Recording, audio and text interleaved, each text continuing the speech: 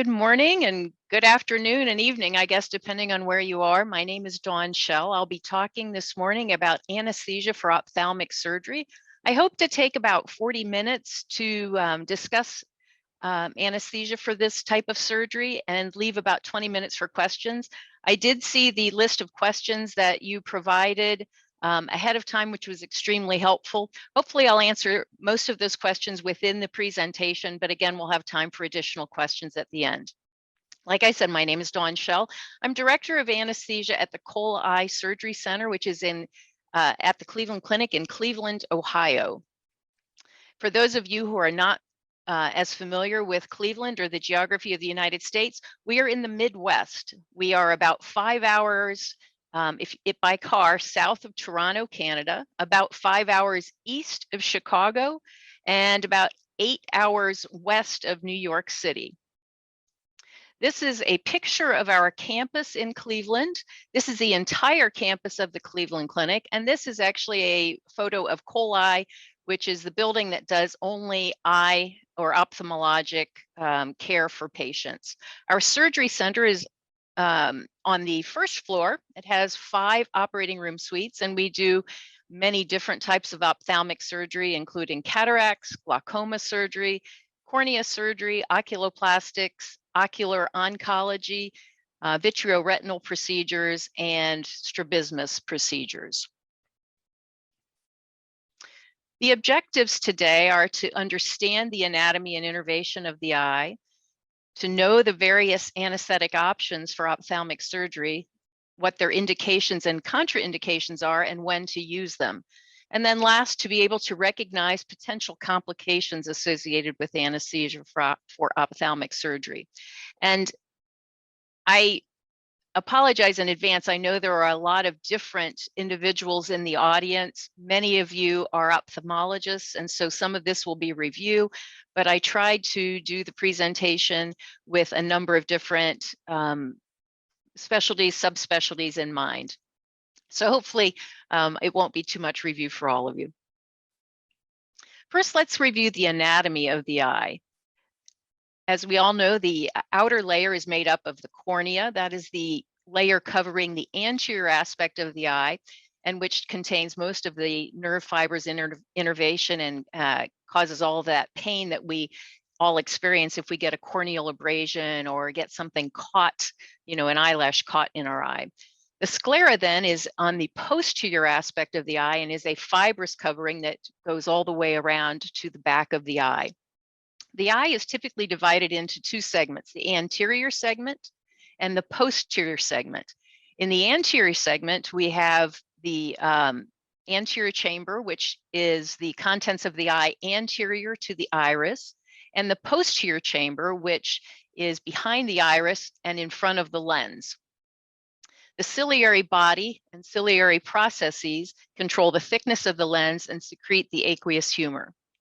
The posterior segment then is comprised of the choroid or the vascular layer between the retina and the sclera, the vitreous humor, the retina in the back, and of course the macula, which is the part of the retina responsible for central vision. Innervation of the eye. Sensation is provided by the ophthalmic branch, which is division 1 of cranial nerve number 5, also known as the trigeminal nerve. And this nerve passes through the muscular cone on its way to innervating the eye and providing sensation to the eye. Motor innervation is provided by 3 separate nerves. The trochlear nerve, which is cranial nerve number 4, innervates the superior oblique muscles. The abducens is cranial nerve number 6, and it innervates the lateral rectus muscle. And the oculomotor, which is cranial nerve number 3, innervates all of the additional muscles. All of these nerves pass through the muscular cone except for the trochlear nerve. So you do have sparing of some, which is the superior oblique muscle, which allows inward gaze when you block the nerves that pass through the muscular cone. Vision, as we all know, is supplied by the optic nerve or cranial nerve number 2. Lid movement is supplied by two separate nerves. The facial nerve, or cranial nerve number 7, has a superficial branch that innervates orbicularis oculi, and that is the nerve and the muscle that are that allow you to close the eyelid. The oculomotor nerve innervates the levator palpebra muscle, which opens the eyelid.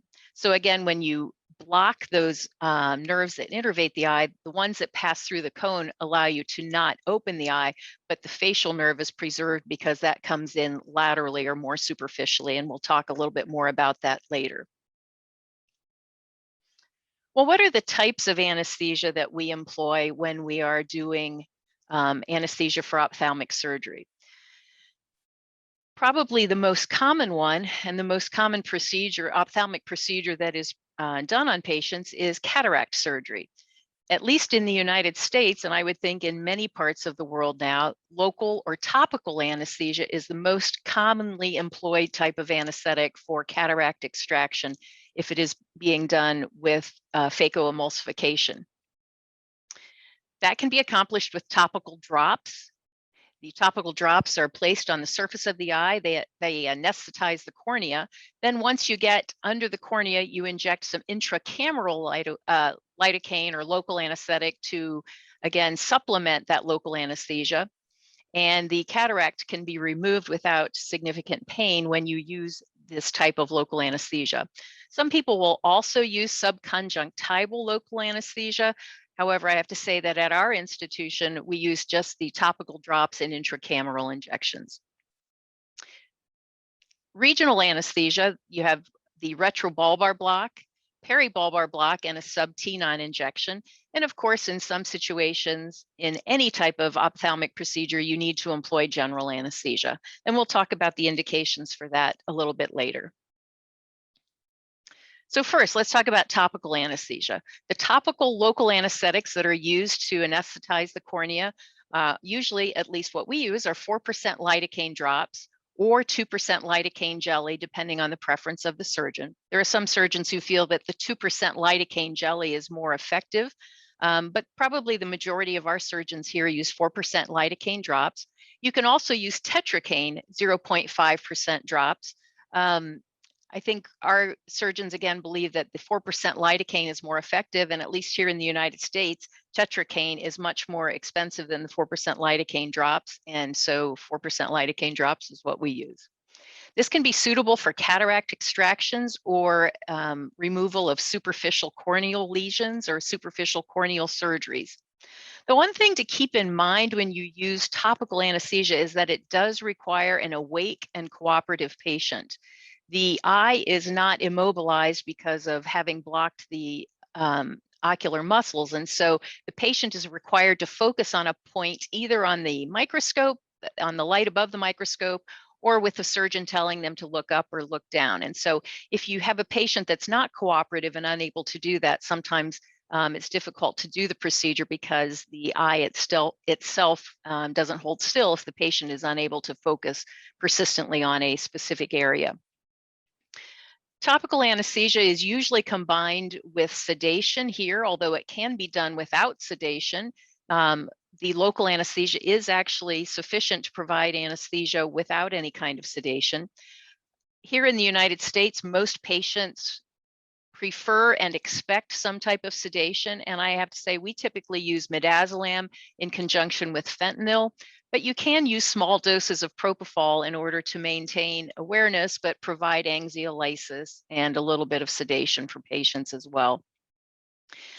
It is critical that you maintain patient cooperation, like I said, and so you don't want to get patients so sleepy that they can't continue to focus on the light, or that they may have a startle response and move precipitously during the procedure. So we usually use quite small doses of midazolam and very small doses of fentanyl, and sometimes even avoid the fentanyl depending on what a patient's history is, if they have a history of significant nausea with anesthesia. I have found that it requires appropriate patient expectations. So I actually spend a lot of my time when I'm talking with patients before going back to the operating room, telling them specifically that this is not general anesthesia. Many patients, again, in the United States, expect to be asleep for any kind of surgery. And so I have to reinforce to them that they will be awake but relaxed, that they will be expected to move their eyes or look up or down in response to the surgeon's requests, and that they should never have any pain and they should feel relaxed, but they will be awake. Additionally, it requires a surgeon who is familiar with the technique. When topical local anesthetics were first being used, many of our older surgeons felt uncomfortable utilizing those because they were used to having a completely immobile eye after having had a retro or peribulbar block. Now, most of the surgeons are trained to do the cataract extractions, at least here in the United States, under topical anesthesia, and they're used to not having a paralyzed or immobile or akinetic eye. But again, it did require a little bit of a learning curve for some surgeons who weren't as familiar with the technique. Some of you asked what local anesthetics. I just wanted to show again a picture of the types that we use. This is a picture of 0.5% tetracaine. Like I said, we don't use that nearly as often. We much more commonly use 4% lidocaine. It comes in these vials, and it's stated that it's for topical use.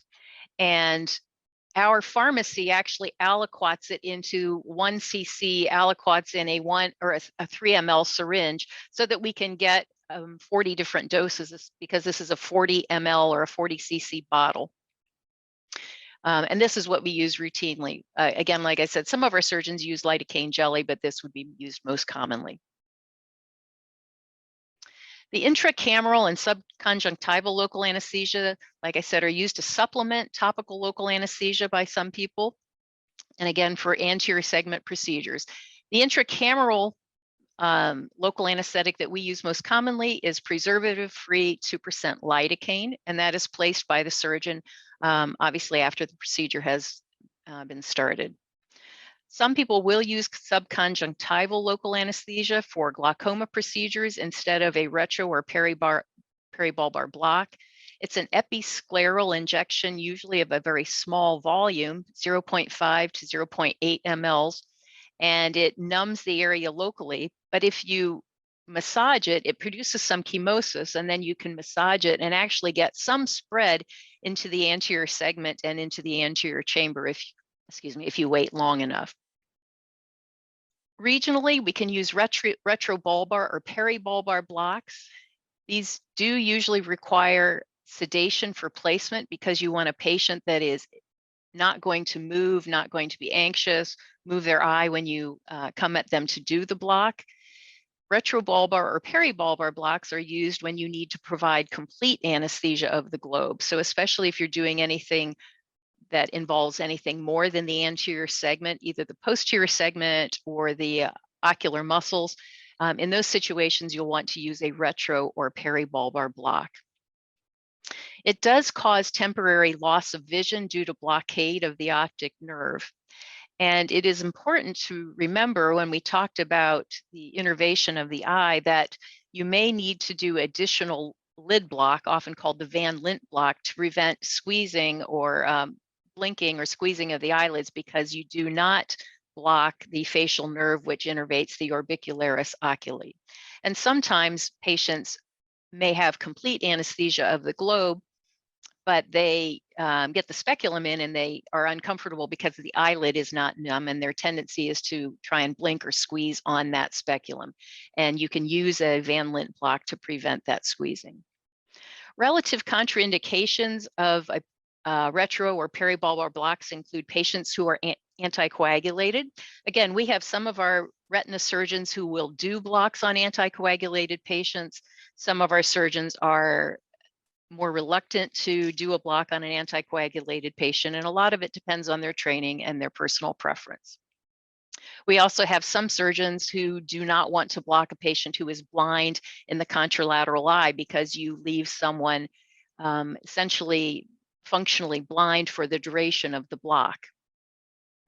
And then there are often patients who are unable to hold still during a procedure. And so while you may be able to do the block, they can't hold still for the remainder of the procedure, even though the eye is anesthetized with the block. Many people would consider an open globe as a relative contraindication to a retro or peribulbar block. Again, if we have very small and superficial corneal lesions, sometimes our cornea surgeons will still use a peribulbar or retrobulbar block in these patients. But the majority of the time, the concern is that by doing a retro or peribulbar block, you increase intraocular pressure and run the risk of extrusion of ocular contents. And so the majority of open globe procedures we would do with general anesthesia. A retrobulbar block is typically performed by finding a point 1/3 of the way in from the lateral canthus. And the objective is to advance the needle past the midway point or the equator of the globe. Once you're past that, then you angle the needle upward, and you usually are using a B-bevel or a more blunt needle so that as you pierce through the cone muscles or get into the cone, you actually see a little bit of a twitch of the eye, and you feel a pop as you advance into the intraconal space. The objective is to have the needle tip within the cone, and then you inject your local anesthetic. This is just a video of a retrobulbar block being performed. Again, some people will use the finger to displace the globe upward a little bit. You advance past the midway point. You see that they move the syringe just a bit to make sure that they are not caught within the sclera or the globe itself. Inject anywhere from 3 to 7 mLs. You'll see the eye become much more proptotic, and sometimes our anesthetists and surgeons will actually give an additional bit of local anesthesia superficially on the surface of the globe. A peribulbar block is very similar to a retrobulbar block, but instead of advancing the needle into the cone, you actually keep the needle here outside the cone and inject your local anesthetic there. It was at one point believed that there were striations and septi that could prevent the local anesthetic from actually diffusing inside the cone with a peribulbar block. That has, for the most part, been disproven. So although it may require additional time to fully set up, it should eventually provide similar coverage. I have to say as a caveat that occasionally I find that peribulbar blocks have not been quite as efficacious when we're doing the belts that actually are used for retinal detachments. Sometimes I find that patients are a little bit more uncomfortable and it requires a little bit more sedation. By using a peribulbar block, you actually decrease the risk of injection into the muscular cone, which some of those risks we'll cover in a bit, but they include intravascular injection because there are vessels in the cone as well. And you can get into the dural sheath covering the optic nerve, as well as you're more likely to get globe perforation if you actually advance the needle inside the cone. So many people have gone to using peribulbar blocks exclusively just to decrease the risks. When we do retrobulbar or peribulbar blocks here, we use a combination of 2% lidocaine and 0.75% bupivacaine 1-to-1, with or without hyaluronidase. Again, it's usually up to the surgeon or the provider, and we inject 3 to 7 mLs of solution retro or peribulbarly. Most of our glaucoma, oculoplastics, ocular oncologists, and cornea surgeons will only use 3 to 5 mLs for the block. Our retina surgeons typically use more, anywhere from 6 to 7 mLs of block. This is a picture or a photo of the needle we use. It's a 32 millimeter 25 gauge needle with a blunt tip, and this is just to show you the combination of lidocaine and bupivacaine that our pharmacy mixes up for us when we are utilizing these blocks. What are the indications for retro or peribulbar blocks? Well, any kind of anterior segment surgery, so glaucoma procedures, placement of radioactive plaques for tumors, cornea procedures, cataracts, all of those can be done with a retrobulbar or peribulbar block. In addition, you can do posterior segment surgery. The advantage of using a retro or peribulbar block is that it anesthetizes more than just the anterior aspect of the globe. And so you can do vitrectomies, retroorbital, plaque insertions, scleral buckles, essentially anything that you need that is behind the anterior chamber of the eye. You can actually do eviscerations and enucleations. My experience is that you probably will require a bit more sedation to keep the patient comfortable, but our ocular oncologist does most of his eviscerations and enucleations with a retrobulbar block, and we use either propofol sedation or sometimes just Versed and fentanyl for those patients to keep them comfortable intraoperatively. Here at the Cleveland Clinic, we use general anesthesia for our strabismus surgery procedures, but there are studies that have demonstrated effectiveness for strabismus surgery by utilizing a retro or peribulbar block. Like I said, here we typically use general anesthesia. We find that patients tolerate that better.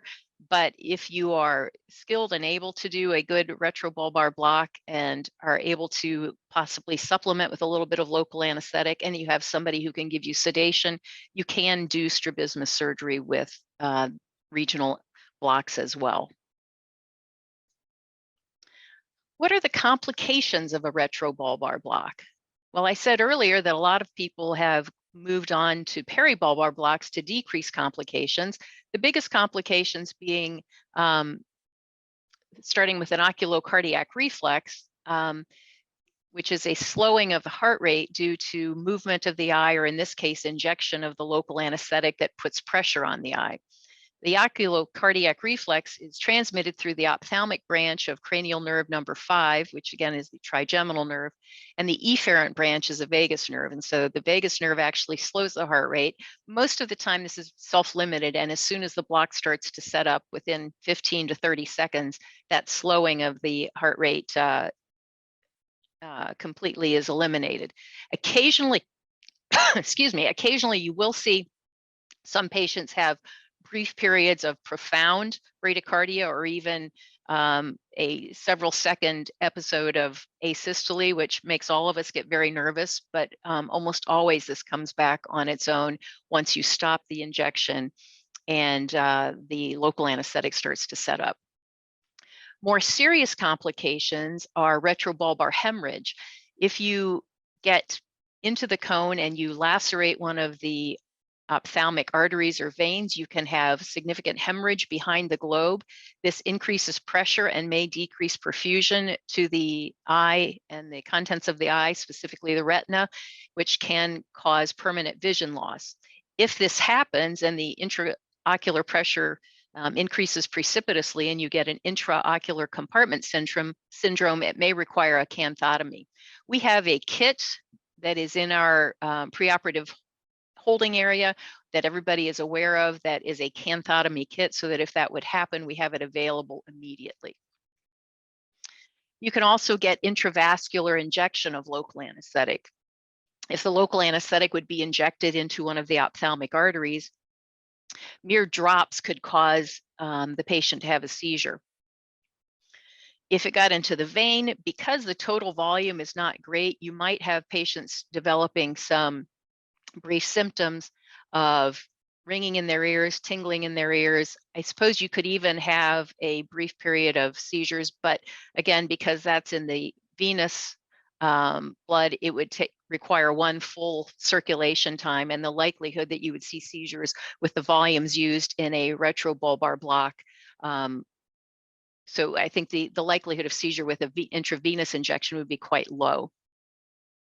There's the possibility that you can get perforation of the globe.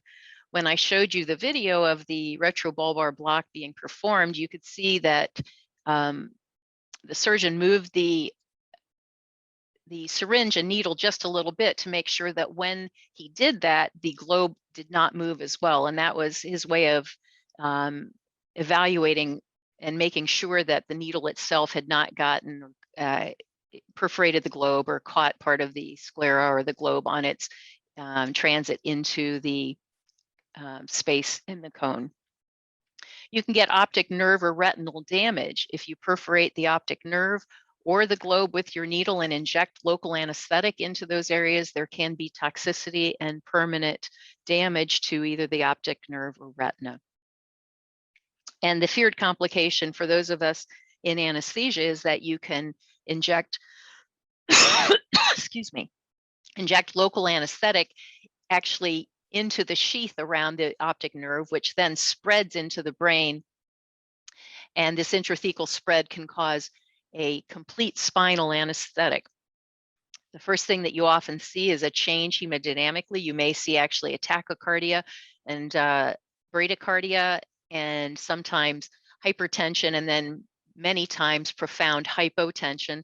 And because it will eventually get to the brainstem, the local anesthetic will anesthetize the respiratory centers as well. And these patients will need to be intubated, and you will need to provide ventilatory support for several hours until the local anesthetic is metabolized. Most of the time, these patients recover uneventfully. However, it does require immediate recognition of the fact that you've had intrathecal spread so that you can start ventilating the patient and supporting their hemodynamics, because it has been described that some patients have had profound cardiovascular collapse and significant hypotension that requires epinephrine for a period of time to maintain an adequate blood pressure until that returns. And again, like I said, you will need to provide ventilatory support until that local anesthetic is metabolized as well. Let me just say that again, the Peribulbar block, the only complication that you can see routinely with it is the oculocardiac reflex. But by going peribulbarly and staying outside the cone, you essentially eliminate these more serious complications, again, which is why many practitioners have gone to using peribulbar as opposed to retrobulbar. The Van Lint block I talked about, which blocks the superficial nerves of the facial nerve and prevents squeezing of the eyelid. In this situation, you want to introduce your needle 1 to 2 centimeters lateral to the rim of the orbit, and you inject several cc's of local anesthetic inferior-orbitally and superior-orbitally in a V-shaped distribution. So our surgeons will inject under the skin following this trajectory as well as this trajectory, and this blocks the distal branches of the facial nerve and the innervation to the orbicularis oculi and prevents closure of the eyelid. Tenon's capsule and sub-tenon injection has gained in popularity recently, and many of our ophthalmologists who have trained more recently are in fact using Tenon's injections preferentially over either a retro or peribulbar block. Now, Tenon's capsule is a thin layer of connective tissue which surrounds the globe. It's usually in continuity with the cornea anteriorly and continues around to the back of the globe, superior to the sclera. You can advance a needle, if you look here, you can advance a needle into the subtenon space and eventually move that needle with a curvature on it all the way to the posterior aspect of the eyeball and inject local anesthetic, and it will block the innervation to the eyeball and provide coverage comparable to what you see with a retro or peribulbar block.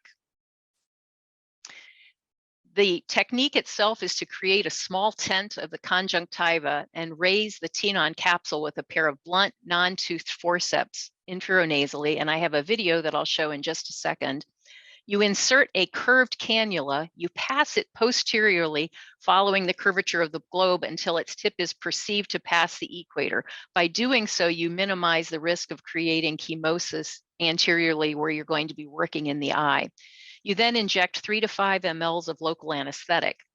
And like I said, this is actually increased in popularity and is much less risky in patients who are anticoagulated. So many of our retina surgeons who have patients that are on blood thinners will use sub-tenon injection.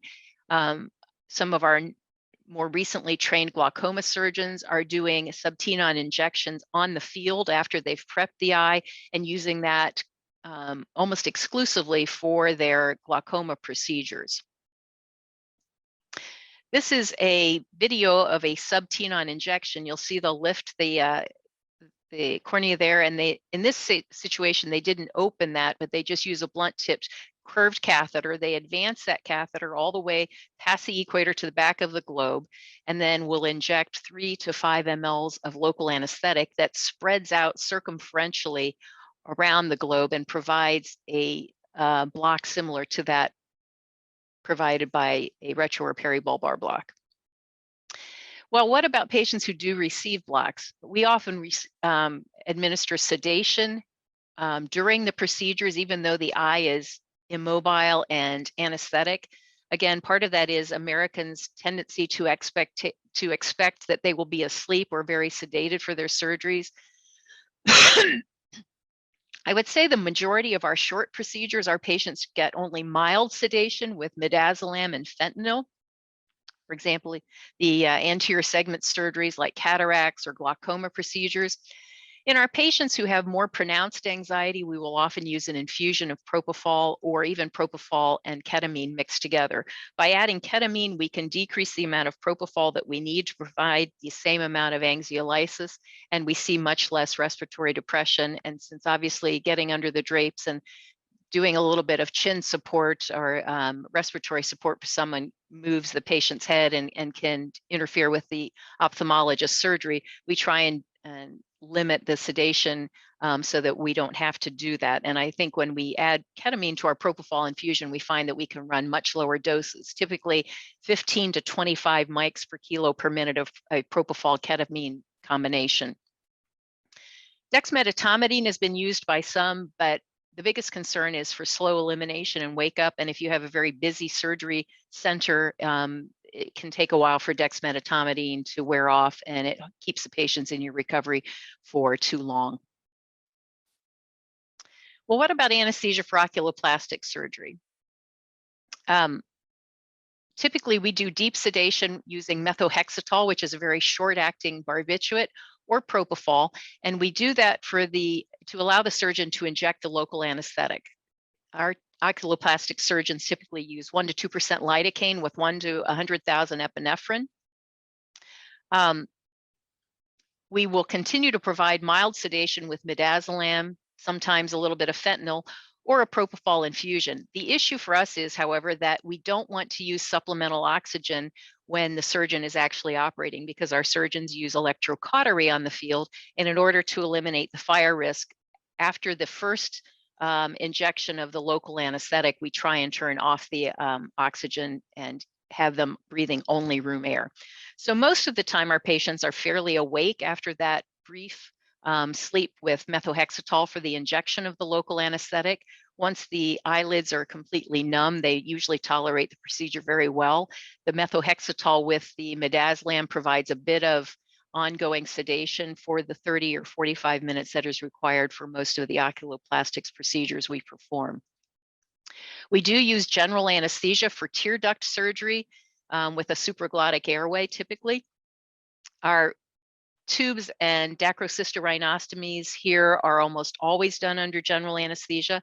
I did work at a center where my oculoplastic surgeon preferred to do his DCRs under local anesthesia, but we provided pretty significant propofol sedation in addition, because especially as they get down to the periosteum to open that area for the DCR, it's much harder to get the periosteum and the bone completely anesthetized. So in those situations, we would use a little bit more propofol sedation to provide analgesia during the procedure.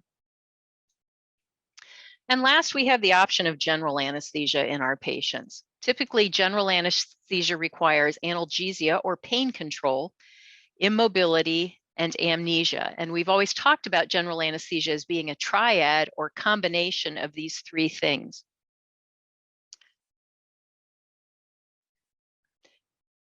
What are the indications for general anesthesia? Well, all of us will have the uncooperative patient or developmentally delayed or developmentally challenged patient, and obviously children need to be anesthetized under general anesthesia because they aren't able to hold still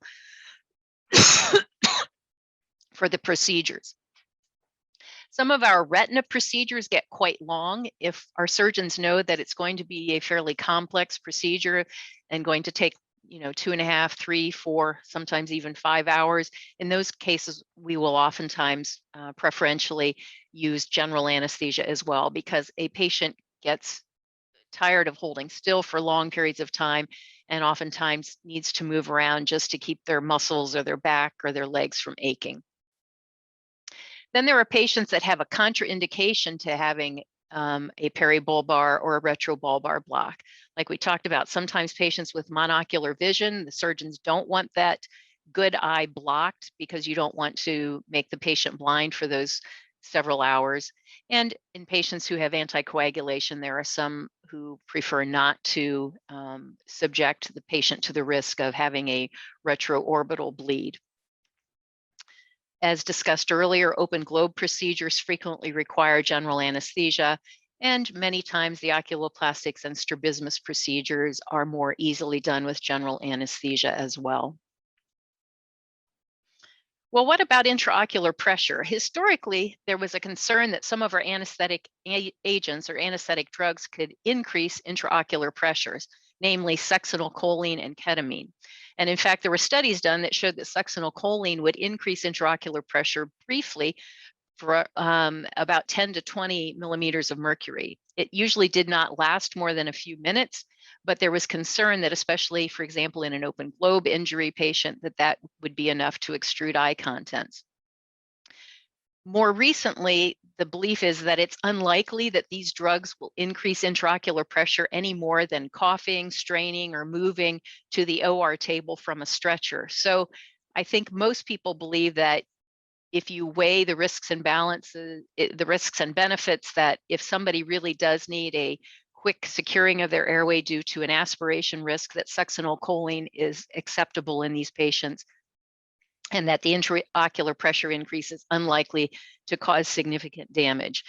I don't know what the availability of Sugamidex is in the locations that you practice. Now that we have Sugamidex, we can very rapidly reverse non-depolarizing muscle relaxants, namely rocuronium. So that may eliminate the need to use succinylcholine in some of these patients.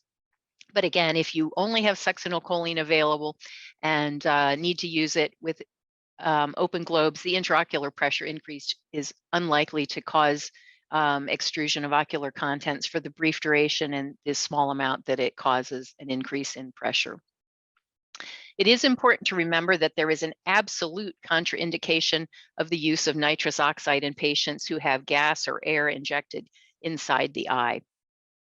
What happens is that nitrous oxide will diffuse into that gas or into the air that's inside the eye and rapidly increase the volume of that and increase intraocular pressure, and in situations has been found to increase pressure so significantly within 15 to 20 minutes that it causes permanent vision loss.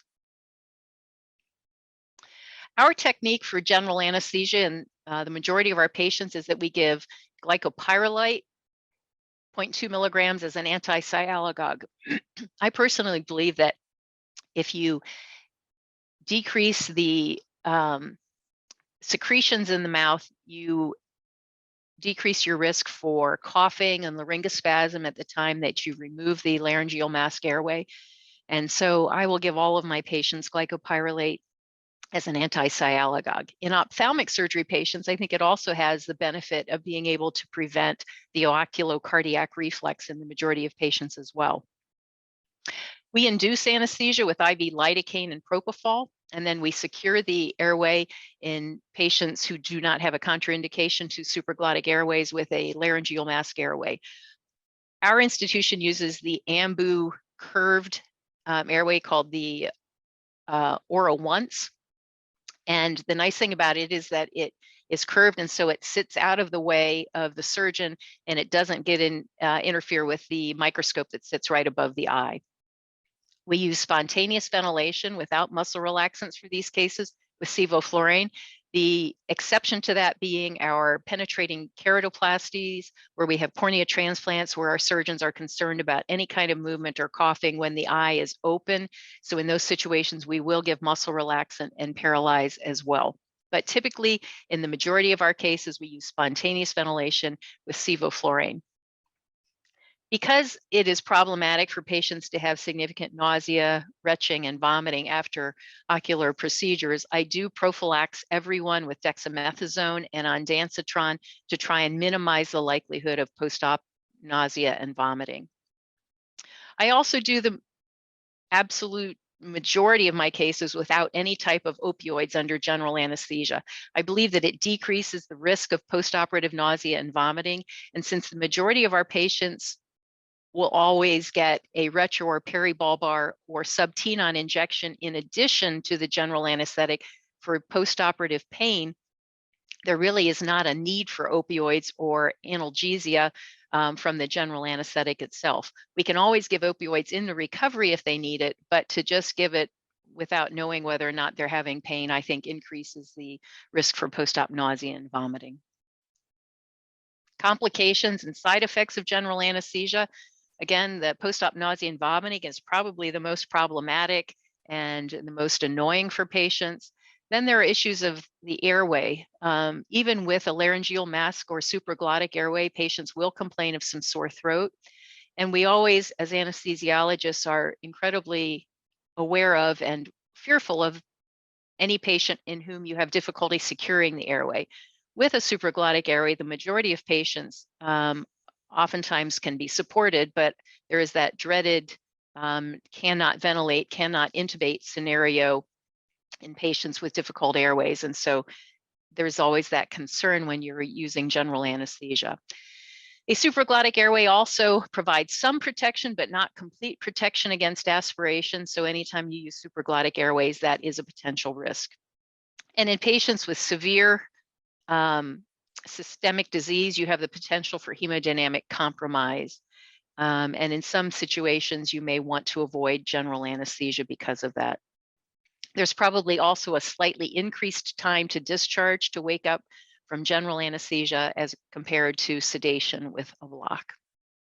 But again, in certain situations, general anesthesia is really the only option that you have to provide anesthesia for these patients. Postoperative pain management of the ophthalmic patients, the regional blocks, like I said, peribulbar, retrobulbar, sub-tenon are actually the best. Obviously, that minimizes sedation, it minimizes nausea and vomiting. And someone with sleep apnea, you don't have to worry about giving them any kind of opiates because of that. And so those are ideal. We also, for our cataract patients, will use topical 4% lidocaine drops in our recovery if they're having a lot of irritation or itching or pain in that eye, and that's very effective. Our patients also will get 650 milligrams to 1,000 milligrams of acetaminophen, more commonly called paracetamol for those of you practicing elsewhere. And we find that that really does help minimize the amount of pain and headache that is associated with ophthalmic surgery. Non-steroidal anti-inflammatory medications are incredibly helpful. We use celecoxib, which is a COX-2 inhibitor and does not worsen bleeding here. We use that a lot in our retina patients. Although the concern with any of the non-steroidal anti-inflammatories is that if there's any kind of renal insufficiency, you want to be sure to not give too much in terms of non-steroidals for fear of worsening the renal insufficiency.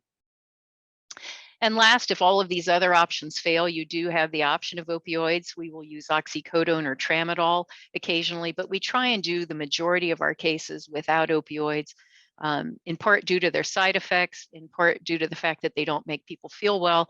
And here in the United States, we also have a significant opioid addiction problem amongst many patients, and we try and limit exposure if we can. We don't want to send people home with pain, but if we can, we try and use non-opioid therapies first. Be happy to take any questions that you might have regarding this presentation, and I'll also hopefully have left about 15 minutes for questions now. Which block is better between sub-tenon or reticular for manual small incision cataract surgery?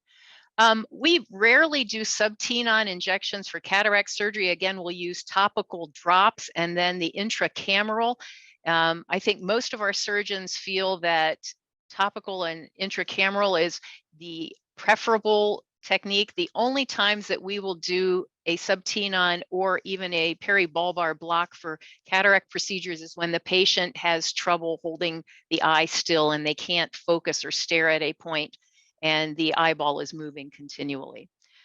When do you choose for a patient between topical and block anesthesia? Are there criteria? Again, I think the majority of our cataracts and anterior segment are done with topical. If it's anything more invasive than that with glaucoma, we'll often do a block or sub-tenon anesthesia. And then if the surgeon feels that the patient will have difficulty focusing and holding the eye still, we'll default to a block instead. Measures for oculocardiac reflex in the case of extraocular muscle surgery. Again, I would not hesitate to give glycopyrrolate. In much of our literature, they say you shouldn't give that to prevent it, but I find that glycopyrrolate is really very well tolerated. People do complain of a dry mouth for about 4 hours, but I have found that the incidence of significant oculocardiac reflex when I have used glycopyrrolate is very, very small. And so most oculocardiac reflexes will stop on their own once you stop the inciting either pulling on the muscle, the traction on the muscle, or whatever the insult is that you're causing. But since I've been using glycopyrrolate in many of our cases, I just don't even see the oculocardiac reflex much at all.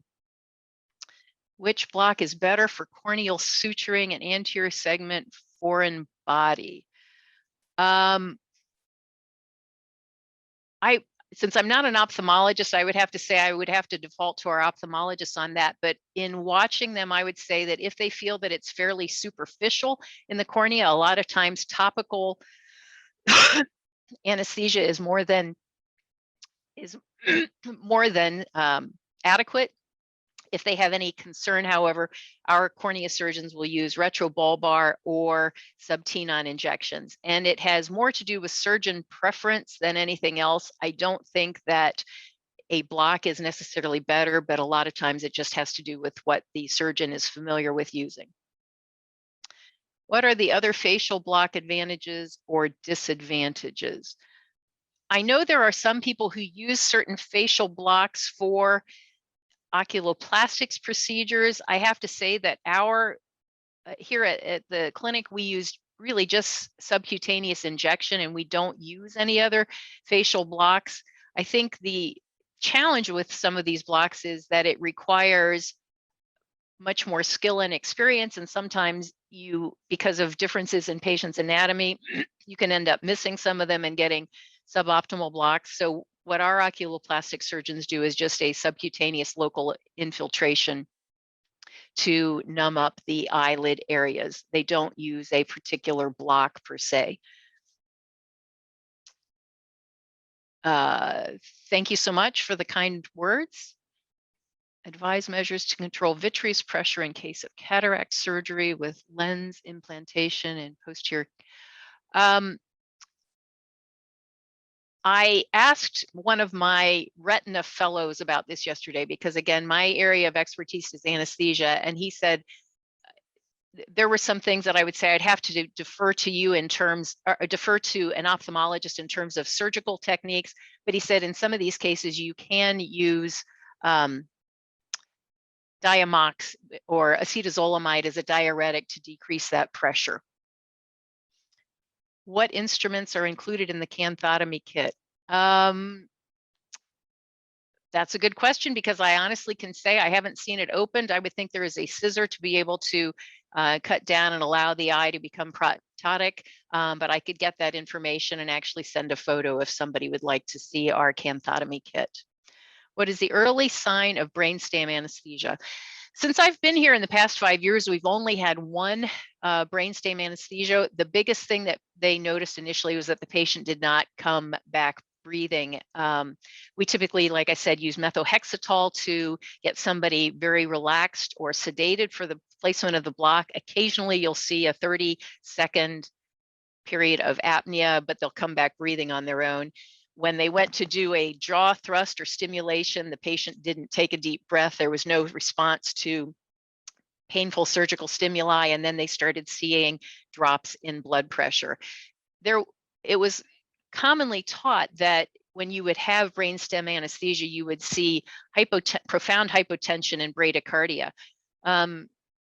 Several years ago, or maybe even up to 10 years ago, someone actually went through the case reports, and what they found was that you can in fact see tachycardia and hypertension, as well as bradycardia and hypotension. In fact, it's not uncommon as the local anesthetic moves from high up in the brain down to the brainstem to first see hypertension, which then can turn into profound hypotension, or tachycardia, which then becomes bradycardia. The key is to have a high index of suspicion.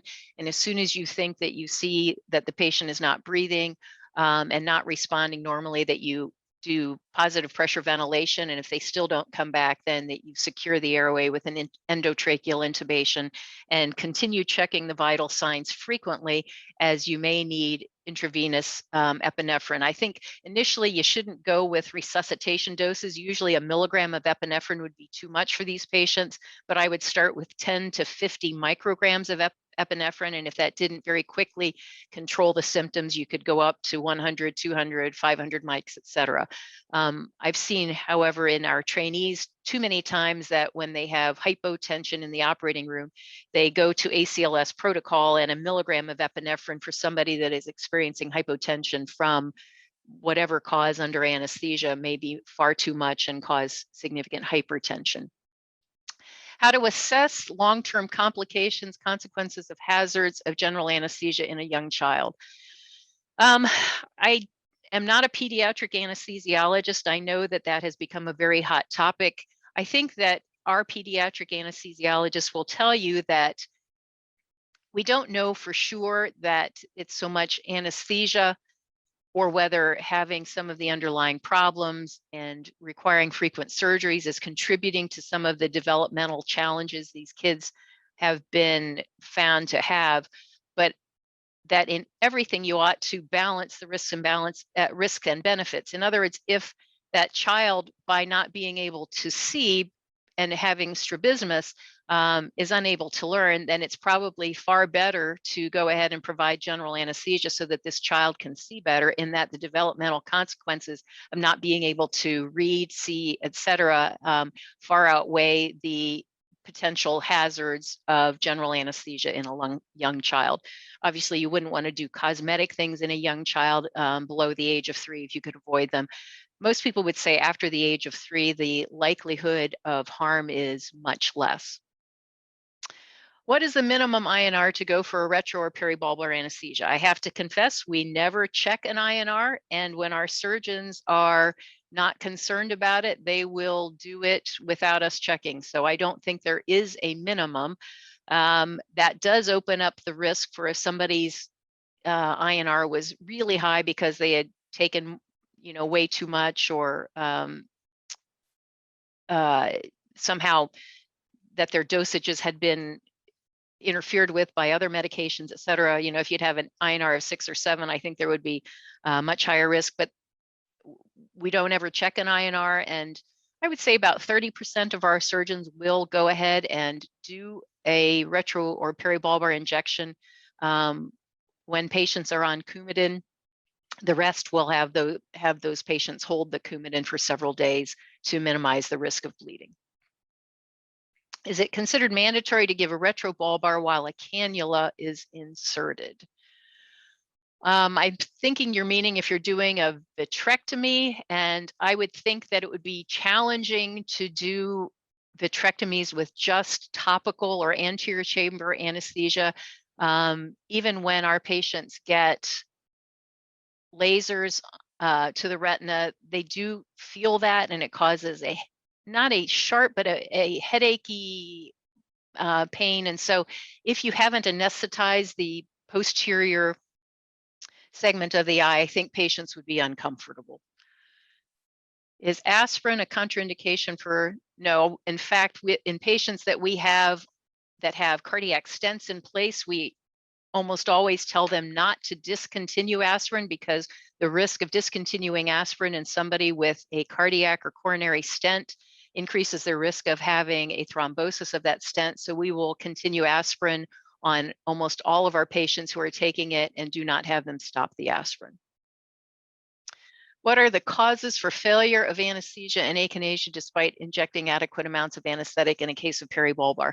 I think that, oh, and somebody had asked also in the pre-op thing about ultrasound. I think the problem is when you do a peribulbar or a retrobulbar block, these are done blindly. Now, some have looked at the use of ultrasound in these blocks, but the bony windows really prohibit you from seeing it well. So we are not using ultrasound to visualize for our peribulbar or retrobulbar blocks. I think most of the time the problem is that the needle, you don't know where it is. And so in certain cases, it may in an area that is much farther away from the cone than what you anticipate, and the diffusion of local anesthetic has trouble getting there. I also think that in some people who have had many retro or peribulbar blocks, you actually develop some scarring or adhesions in the retrobulbar space. In the same way that we see patients who have had multiple epidurals sometimes have patchy blocks when we use epidural anesthesia again. I think that the injection of local anesthetic can be irritating enough that you can cause some scarring, and that may also prevent you from getting a really good block. What is your opinion of no anesthesia cataract surgery? I've never tried it. I would think that it would be really hard because the cornea is so sensitive, and I know the incisions are kind of lateral to the main portion of the cornea, but I think that it would be very hard. And because local anesthetic topically is so easy and so non-invasive and so safe, I'm not sure that there would ever be an indication for no anesthesia cataract surgery. What do you think about sub-tenon anesthesia for akinesia effect? We dilute lidocaine, bupivacaine for prolonged. Yeah, that's exactly why we use both lidocaine and bupivacaine, is that the lidocaine will wear off in about 4 hours. The bupivacaine will give you anywhere from 8 to 12 hours, in some cases even longer. Most of our surgeons feel that sub-tenon anesthesia will produce akinesia, but it does take anywhere from 7 to 10 minutes for that to set up. When to do a canthotomy after retrobulbar hemorrhage has happened? Again, that would be something that I would defer ultimately to our ophthalmologist.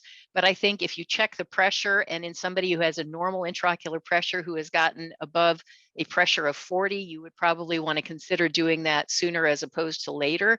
Obviously, a canthotomy is not a benign procedure, but compared to losing vision because of it, I would think you'd want to do it sooner. Our retina surgeons can actually see the perfusion of the retina, and so they make their decision based on perfusion. But for others, I think you'd want to check the intraocular pressure.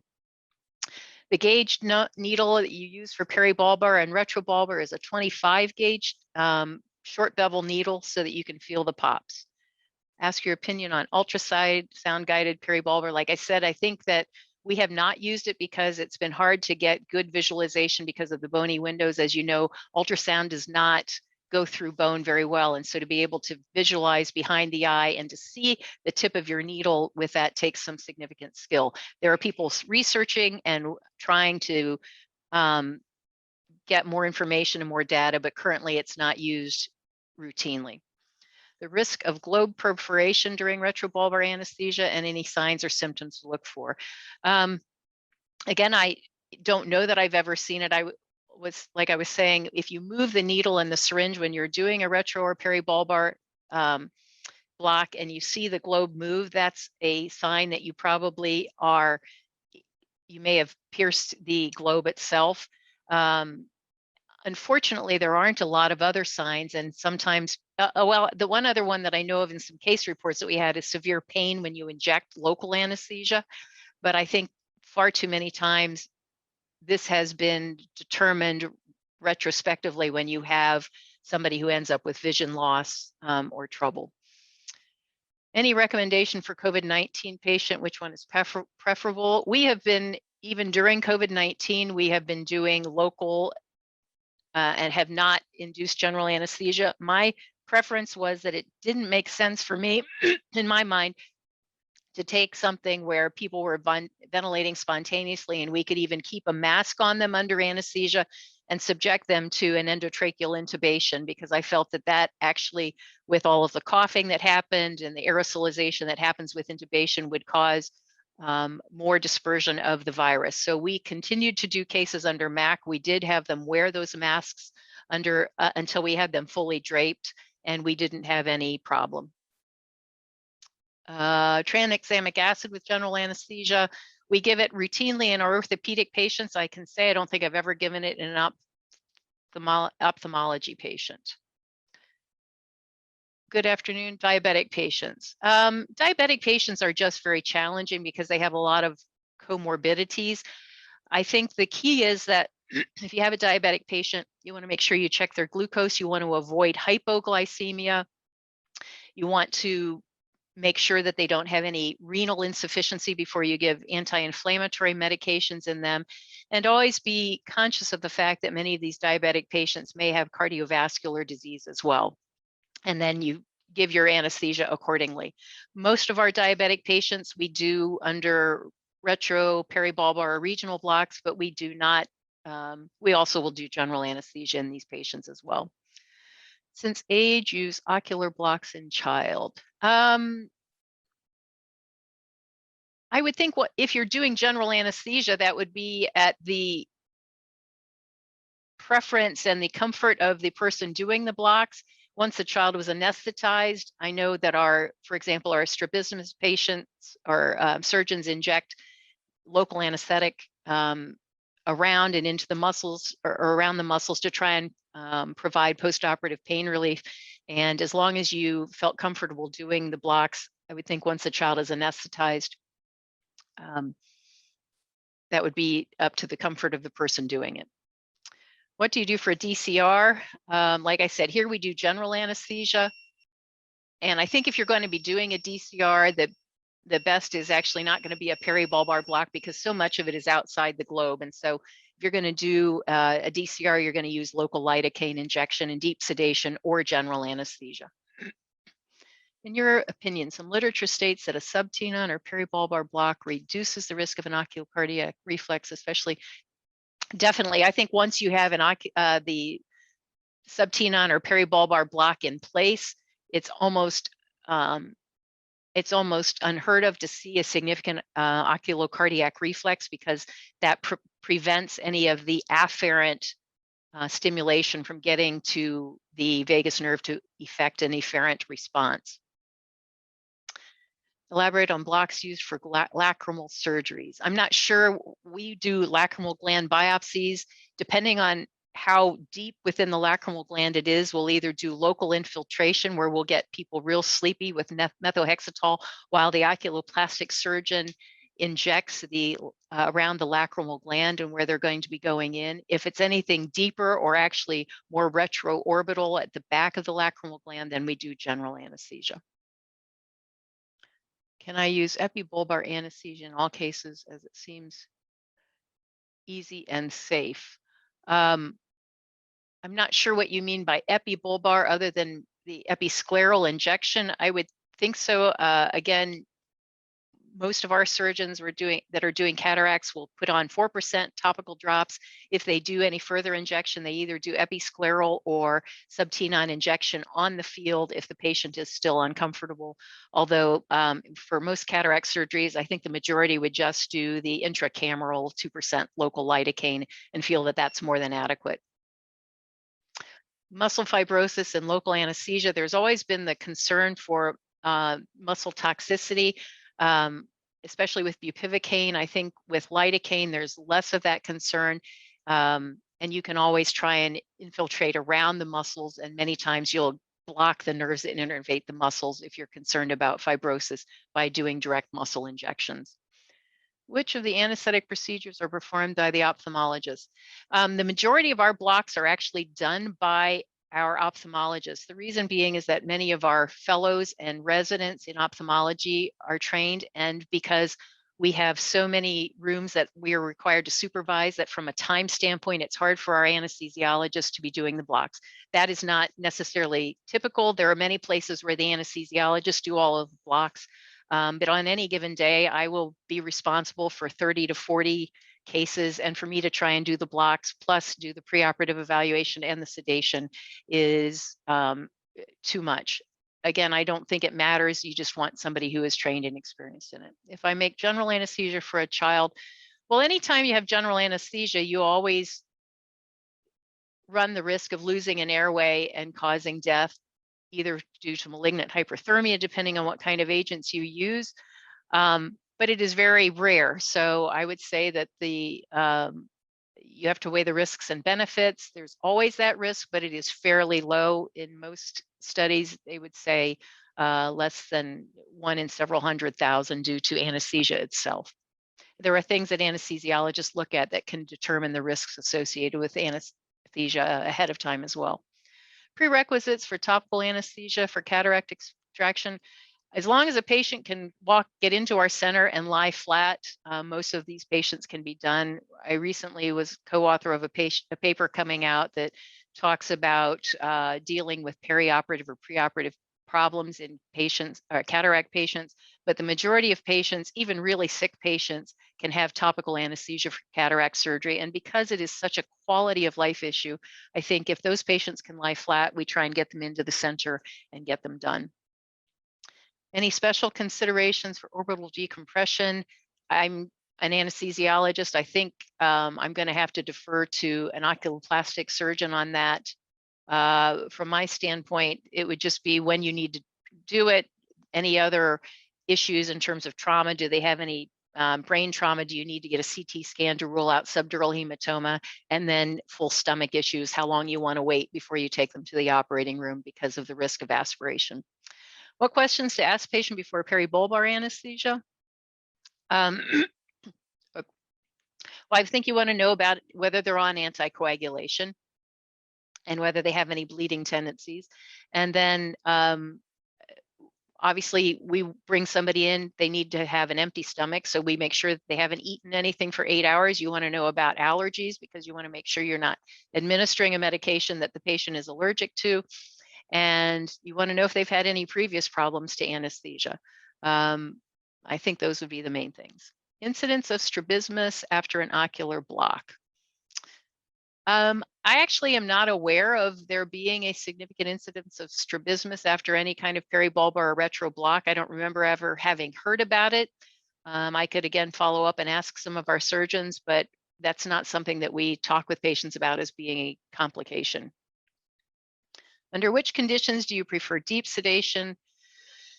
We do some, like I said, propofol ketamine, and I guess you could call that deep sedation for the duration of the procedure. That's probably the only time when we would do it, but we find that really deep sedation, oftentimes, especially in anybody with sleep apnea, they end up snoring, which causes movement of the patient. So if somebody really needs to be very deeply sedated, it's much easier, I believe, to just put a super glottic laryngeal mask airway in and let them breathe enough sevoflurane to keep them from coming off the, keep them still and from moving on the bed.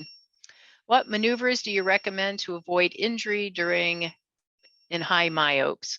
A lot of our people will do peribulbar and not retrobulbar. We also oftentimes have the length of the eye, so they're always watching that. But many times what they do is just avoid retrobulbar blocks and do a peribulbar or even a sub-tenon block. Do you suggest to add a facial block with topic? The majority of the time we do not do the Van Lint or facial nerve block. Most patients, there is a spring-loaded speculum in there which keeps the eyelids open, and I would say probably less than 10% of the time do we need to do the Van Lint or facial nerve block. All right. Thank you. It was a privilege and a pleasure. Like I said, if you have any additional questions, don't hesitate to email me.